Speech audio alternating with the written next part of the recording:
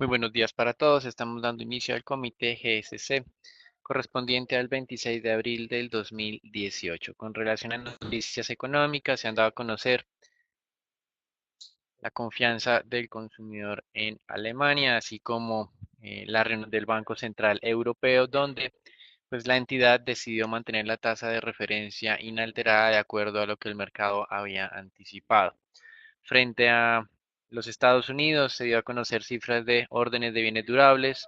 en su versión preliminar para el mes de marzo, superando las expectativas de mercado, pero el tema de inventarios mayoristas un poco por debajo de lo anticipado. Recuerden que este día viernes será dado a conocer las cifras de crecimiento de primer trimestre del año, las cuales estarían muy cerca al 2% de acuerdo a varios analistas.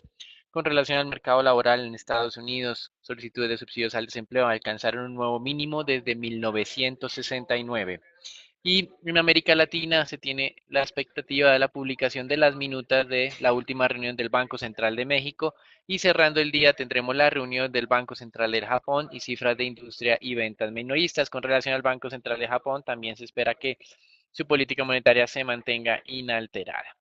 Frente a los anuncios de las últimas horas, simplemente destacar que ante el riesgo de medidas antidumping en China frente a lo que serían las compras de soya,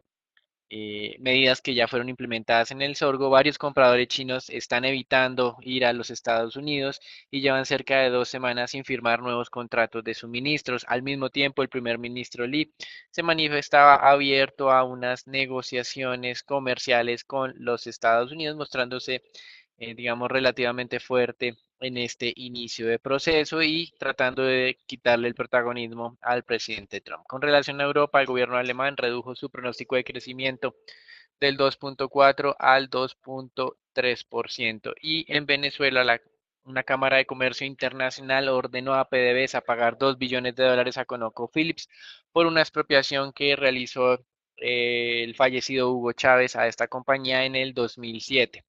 Si bien es cierto, este Tribunal de Arbitraje Internacional no tiene la manera para obligar el pago, la compañía también está a la expectativa de una decisión similar de otro tribunal conocido como el Centro Internacional de Arreglo de Diferencias Relativas a Inversiones del Banco Mundial y proceder más adelante con la manera de, en cierta medida, embargar lo que pueda para recuperar esos recursos. Con respecto a los mercados accionarios, el día de ayer tuvimos una dinámica dispar, mientras que en Europa se presentaban algunas pérdidas debido al enfoque que se da al tema de las tasas de interés en los Estados Unidos. En los mismos Estados Unidos, una jornada de publicación de resultados positiva en cierta medida compensó y sirvió para que al cierre de la jornada se presentaran algunas ganancias. En este frente de utilidades que empezamos con lo que es Credit Suisse, que contrario al Deutsche Bank registró su mejor trimestre desde que inició un proceso de reestructuración en el año 2016. El presidente de la compañía que ha estado al mando de la misma en todo este proceso de reestructuración ha enfocado los esfuerzos en la gestión de patrimonios y se ha venido alejando de los temas de banca de inversión, algo que en apariencia también quiere realizar el Deutsche Bank, de acuerdo a las últimas declaraciones o a las declaraciones dadas el día de hoy. La utilidad de Credit Suisse fue de 694 millones de francos, superando las expectativas, y el presidente de esta entidad considera que están iniciando ya el último año del proceso de reestructuración. Obviamente las acciones del Credit Suisse se han venido valorizando. Mientras tanto, por su lado, el Deutsche Bank anunció que se va a o va a reducir sus operaciones en los mercados de bonos y de acciones. También reestructurará su división de banca de inversión. Esto se traduce en recortes de empleados concentrados en Estados Unidos y en Asia. Frente a los resultados de Deutsche Bank de primer trimestre del año, de solamente 120 millones de euros en ganancias, fueron solamente la tercera parte, un poco menos de la tercera parte de lo que estaban esperando los analistas. En la parte automotriz, Ford anunció que acelerará su plan de recortes de costos de 14 a 25.5 billones de dólares para el año 2022. Con esto, de alguna manera, espera acelerar su mejora en los márgenes de rentabilidad. En el tema de la utilidad, pues si bien es cierto, superó las expectativas de el mercado, Ford tuvo importantes incrementos en los costos debido a aumentos en los precios de los insumos. Las utilidades, por su parte, General Motors estuvieron en línea con lo que el mercado había anticipado. Internacionalmente se conoció que Samsung reportó utilidades récord de 2010 en el primer trimestre de 2018, alcanzando equivalente a 14.4 billones de dólares. Los ingresos crecieron casi 20% y las utilidades, como mencionábamos, estuvieron en línea con lo que la compañía había establecido previamente. Las acciones se están valorizando a pesar de que la misma compañía estaba advirtiendo sobre un futuro un poco complicado en lo que es el tema de ventas de teléfonos de alta gama y una compresión de márgenes en este nicho de mercado. La compañía se muestra, digamos, en cierta medida optimista en lo que es su línea de negocio de semiconductores. Y entrando al sector tecnológico, Twitter al día de ayer superó las expectativas de los analistas con una utilidad de más de eh, 60 millones de dólares, cuando en el anterior periodo había tenido una pérdida de más de 60 millones de dólares. Aquí ha sido muy bien recibido lo que es en Asia y en otros países diferentes a Estados Unidos, el nuevo tipo de avisos a través de video. Y en otras noticias corporativas, el día de ayer estábamos a la expectativa de lo que eran los resultados de Facebook a cierre de mercado, frente a los cuales vemos que estos sorprendieron gratamente al mercado. Las estimaciones y pues fueron por encima de lo que esperaba el mercado, con un aumento en la publicidad móvil dada la adición de mayor contenido de video, por lo cual la ganancia por acción fue de $1,69, con un aumento en los ingresos totales del 49%. Estos buenos resultados se dan en medio del escándalo que embarga a la compañía sobre la seguridad de sus usuarios, pero por primera vez en los últimos 4 trimestres la empresa reportó un aumento de sus usuarios dentro de Estados Unidos, lo cual sorprende bastante a los analistas, algo que no esperábamos y que pues de alguna forma vemos que el escándalo pues no afectó en gran medida lo que fueron los resultados, por lo menos de este primer trimestre del periodo. Lo que vemos es que las acciones antes de la apertura de mercado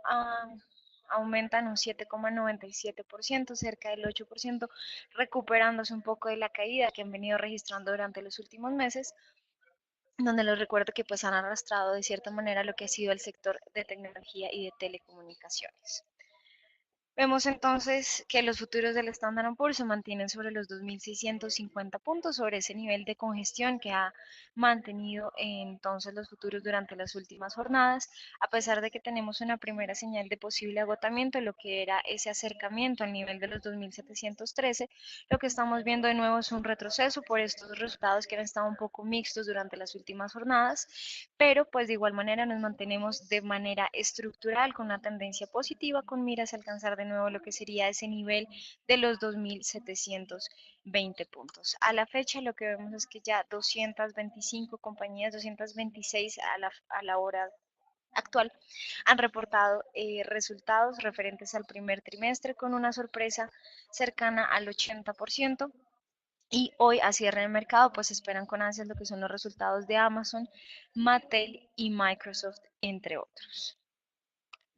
Pasando con el mercado de divisas, el día de ayer veíamos que el dólar registró, y lo que veremos aquí es el índice DXY, como registró un máximo en los últimos 4 meses, luego de que los tesoros de Estados Unidos sobrepasaran ese nivel psicológico del 3%. A esta hora pues ya vemos que se ubican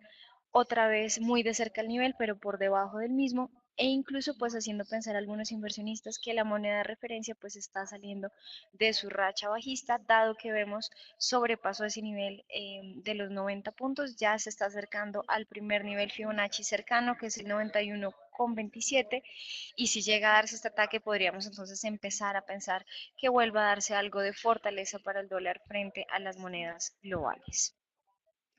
Para el día de hoy vemos un dólar que está perdiendo contra casi todas las monedas del G10, sobresale el avance de la libra esterlina del 0,36 y del euro también un avance del 0,2 en medio pues de las declaraciones del presidente del Banco Central Europeo y la decisión de mantener las tasas inalteradas. Y en las monedas de mercados emergentes, variaciones mixtas. El rand sudafricano lidera las ganancias con un avance del 0,42, revierte entonces la tendencia que traía durante durante las últimas jornadas, que se mantenía en el terreno negativo, era el que lideraba las pérdidas, pero ya vemos que el día de hoy entonces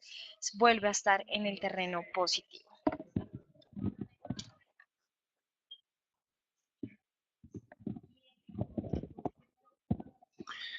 Gracias, Natalia. Con relación al mercado petrolero y a pesar del incremento de los inventarios del día de ayer en los Estados Unidos, las tensiones geopolíticas derivadas de, por un lado, las negociaciones del acuerdo de no proliferación nuclear entre Irán y los países de Occidente, incluidos Rusia y China, digamos que están aún con dificultades en este proceso de refrendación del acuerdo. Recuerden que el presidente Trump había establecido una fecha límite del 12 de mayo para solucionar lo que él considera partes del acuerdo que son muy negativas y de esta manera ayudar en algo a mantener la tranquilidad de los mercados es algo que queda un poco pendiente. Debido a esto, eventualmente el precio del petróleo no descendió de manera importante luego de conocer el tema de inventarios. También tengan en cuenta los anuncios de los arrestos de dos empleados de Chevron en Venezuela por temas de corrupción. Lo que dice la compañía es que son empleados que no quisieron suministrar algunos repuestos a la compañía PDVSA debido a las dificultades de pago que están enfrentando actualmente. En Venezuela se les está acusando por traición a la patria a estos empleados de Chevron. La compañía anunció que estaba trasladando varios trabajadores de su oficina en Venezuela a las oficinas en Houston y digamos que simplemente demuestra la difícil situación de este que fue el principal productor de petróleo en América Latina durante la última década, pero que actualmente ya está detrás de Brasil y de México en el ranking.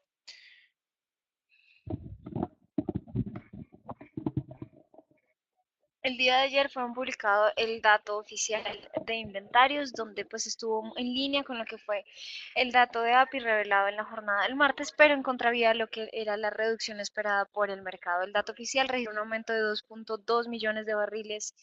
en el petróleo y un aumento ligero en lo que fue los barriles de gasolina de 840.000.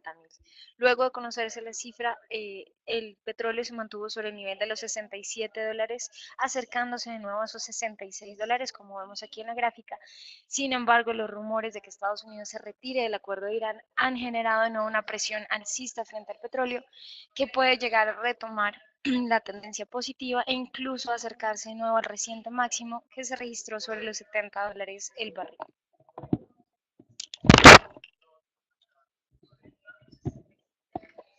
Con respecto a los mercados de renta fija, se observa hoy algo más de tranquilidad. El día de ayer estábamos viendo cómo se acercaba ese nivel técnico del 3,05% para los tesoros a 10 años. Esta madrugada no fue capaz de mantener los niveles de negociación de ayer del 3,03 y está retrocediendo a niveles del 2,99,4%. En las cifras económicas en los Estados Unidos, como manifestábamos, órdenes de bienes durables mejores a las esperadas.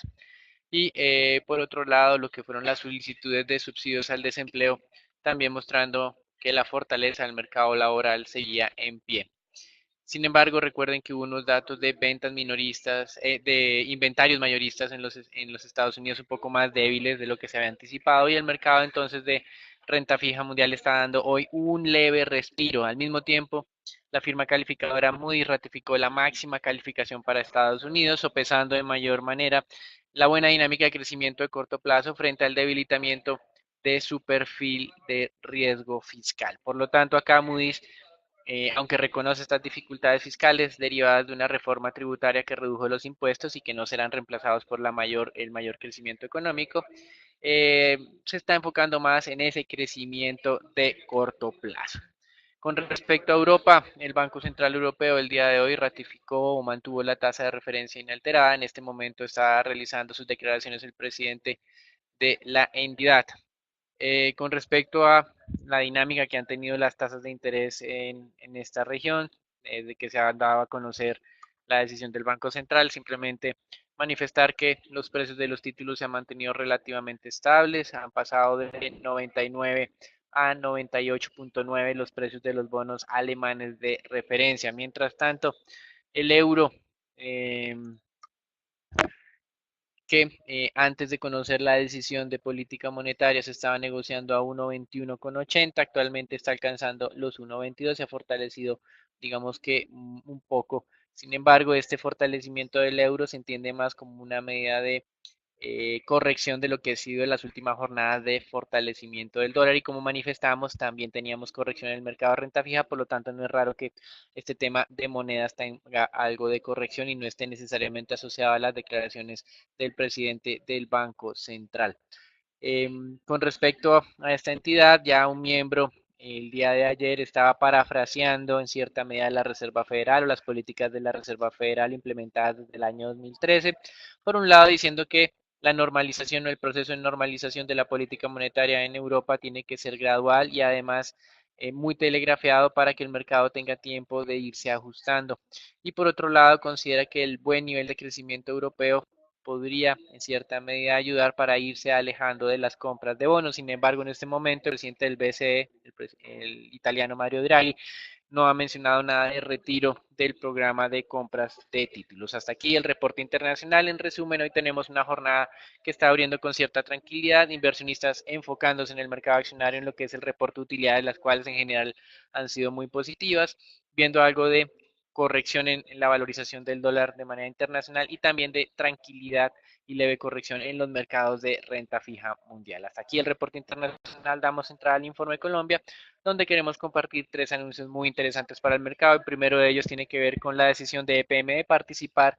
y pujar entonces por la venta que se va a realizar de acciones de gas natural en Colombia y que ya las tenía ya amarradas para su compra el fondo de inversión canadiense Brookfield. Por otro lado, Standard Poor's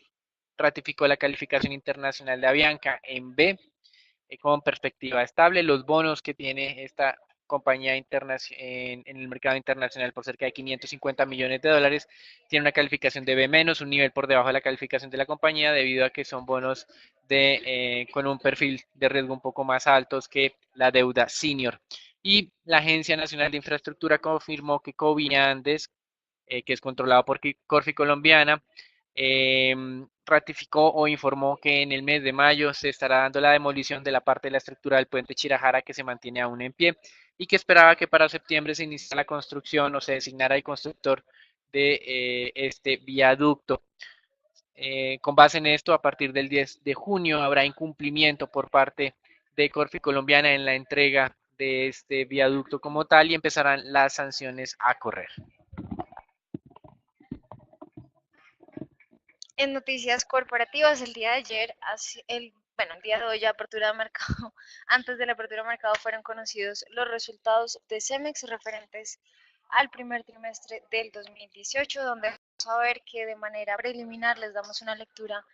negativa. Continúa el deterioro en las ventas totales por los bajos volúmenes de concreto y de cemento, tanto en Colombia, que era lo que pues ya veníamos analizando trimestres atrás, pero se ha profundizado aún más en Panamá. Esto ha sido impactado a su vez por la estrategia de Value Before Volume que sigue manteniendo la compañía, frente a la cual pues le da mayor importancia a lo que es los precios de cemento y de concreto frente a los volúmenes vendidos en cada una de sus regionales, y pues esto ha sido, digamos que, sopesado con lo que es un aumento constante en los precios. Las ventas totales, como vemos, cayeron un 8,4% para el primer trimestre, principalmente por la caída generalizada en las tres líneas de producto en Colombia, que cayeron un 11% para cemento y un 16% para concreto y para agregados. Con un aumento en los precios del cemento del 3% durante el trimestre, el sector de construcción en el país sigue estando débil y esto afecta bastante lo que son los resultados operativos para la compañía. Vemos una utilidad bruta también en deterioro, reduciéndose un 17%, donde pues el margen también bruto vemos que pasa de 45,8 a 41,15. Como se venía observando desde trimestres anteriores, en Panamá la finalización de proyectos importantes estaba impactando el desempeño de esta región, y este trimestre, pues ya como lo dije inicialmente, se profundizó aún más con menores volúmenes vendidos en cemento de un 18% y en concreto de un 10%. De esta demanda débil se atribuye a los elevados inventarios de vivienda que tiene el país y los retrasos en la aprobación de varios proyectos de infraestructura en los que Cemex tiene participación. En términos operacionales, dada la caída en los ingresos y a pesar de que también se registró una caída en los costos, el EBITDA retrocedió un 28,8% para el trimestre, lo que pues argumenta aún más lo que es nuestra lectura negativa para los resultados. El resultado neto entonces pasa de 35 millones de dólares a 29 millones con una caída del 15,3%, por lo que se reafirma pues entonces que la lectura y estos resultados no son nada positivos para Cemex. Lo que debemos observar durante la teleconferencia que se llevará a cabo el día de hoy a las 11 de la mañana es la perspectiva que tiene la compañía para el segundo semestre del año, si ven entonces que haya algo de recuperación en el sector de construcción en Colombia y que en Panamá, digamos que comiencen a solventarse un poco los problemas que estamos viendo en los retrasos de obras. La participación de Colombia es más del 40% de los ingresos totales, por lo que está mucho más expuesta que su competidor principal, que es Cementos Argos, a este mercado, y con este constante aumento en precios, lo que estamos viendo también es que una débil demanda y un aumento en precios está afectando fuertemente los ingresos de la compañía. Pasando con el vamos a ver el índice Colcap, este mantiene la tendencia positiva, sin embargo, pues ha perdido fuerza durante las últimas jornadas, se mantiene por encima de los 1550 puntos, pero pues sobre esa primera banda del indicador, y debemos monitorear de cerca a nivel del 1545 si llega a darse algo de retrocesos mayores durante la jornada de hoy, pero por el momento nos mantenemos tanto en el corto plazo como de manera estructural con una tendencia y una perspectiva positiva para las acciones. Con el análisis de la acción preferencial de Bancolombia, vemos que el día de ayer tuvo una variación a la baja, tuvo una caída del 1%, cerrando sobre los 33.060 pesos. Lo que estamos viendo desde la parte técnica es una primera señal de agotamiento, un rebote a la baja después de haber alcanzado y estar muy de cerca al reciente máximo por encima de los 34.500 pesos y que ha venido retrocediendo durante las últimas jornadas. Esto no solamente se ha dado desde la parte técnica por un rebote natural de la acción a la baja, sino también por lo que veíamos en la canasta informativa del rebalanceo del Colcap, cómo este emisor va a perder participación en ambas referencias y que ha hecho entonces que se profundicen un poco los flujos de salida sobre este emisor. Por el momento, monitorear el soporte que se ubica sobre los 32.400 pesos, que es a su vez el nivel de congestión que hemos visto durante los últimos meses. Si se llega a dar un ataque y consolidación por debajo, pues entraríamos de nuevo en una tendencia negativa para este emisor. Y pasando con la acción de éxito, vamos a ver cómo esta veíamos desde la parte técnica una primera señal también de posible cambio de tendencia al alza, frente a lo cual vamos a ver que pues nos mantenemos con la tendencia positiva y lo que es la perspectiva positiva sobre este emisor con miras a alcanzar los 17.000 pesos. Debe entonces atacar lo que sería los 16.500 y ahí sí podríamos considerar que alcance los 17.000 e incluso si continúa con la tendencia y con fuerzas llegar a los 17.500 que sería la próxima resistencia técnica. Y pasando con el peso colombiano, vemos que este no ha confirmado totalmente el cambio de tendencia al alza, pero se mantiene por encima de los 2.800 pesos. Vemos una apertura ligeramente a la baja sobre los 2.796, que corresponde a su vez con la ligeramente muy de cerca la segunda banda del indicador, por lo cual monitorear muy de cerca lo que sería este ataque. El nivel Fibonacci o el soporte se ubica sobre los 2.775, que sería nivel clave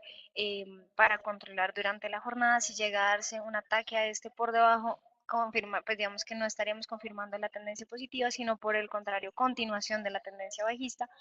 pero por el momento, pues mantener de cerca ese nivel de los 2.775 y al alza lo que sería el nivel de los 2.820 pesos.